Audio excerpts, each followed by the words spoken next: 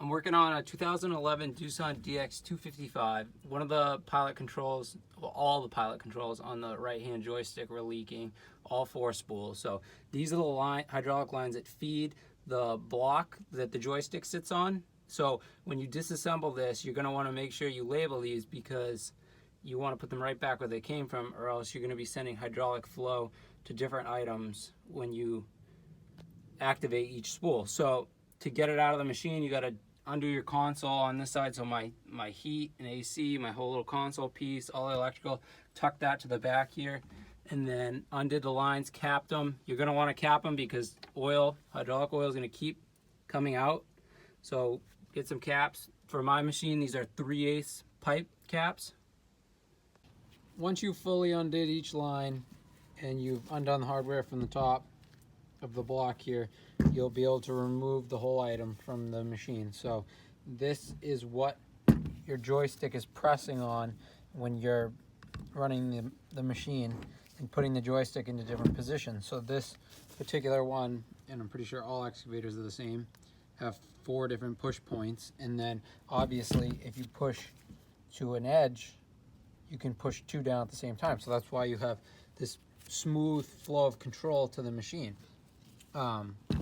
So basically what's leaking though, when this has hydraulic pressure, when you press down on that, the seals inside this eventually can wear out. And so when you press on that, you're actually allowing hydraulic fluid to escape past that. So you'll end up with, mine was all saturated with hydraulic oil all around here.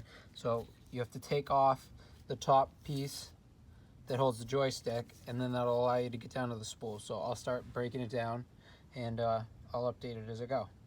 I've removed the first plunger, and inside that is a spring. Stuff's very small, but the spring sits inside that, and then it would sit inside the body here, and then the whole lower half of the body is in here, which is also on springs. And I'm not going to pull it all apart, but if you look at the diagram I have, as you can see the bottom. So basically we're working from piece 12 up, and that's what we're replacing. So I got 3 of the 4 in place, and this is the last one right here. So this is a new unit right here, and so inside it, as you can see, is just a small shaft with a spring on it, and so that sits up and inside the unit, and then the unit goes in just like that and presses in, and the seal on it is tight, so it sits in there. But see, if I push on these, they'll seat a little bit more. So this plate that I took off earlier actually seats them all, so that's what keeps them tight. And I can't see any breaks in these O-rings, but maybe they shrunk over time, so we'll see when I reassemble it all to make sure it's not leaking. But I think too that I could have probably done this without removing this whole block from the machine.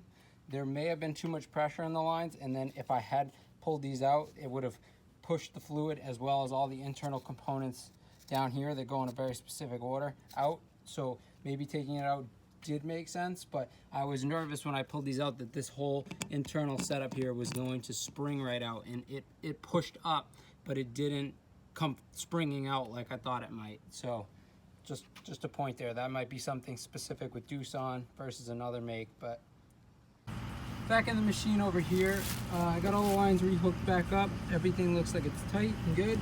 And then just watching the spools, not seeing any fluid come out at all.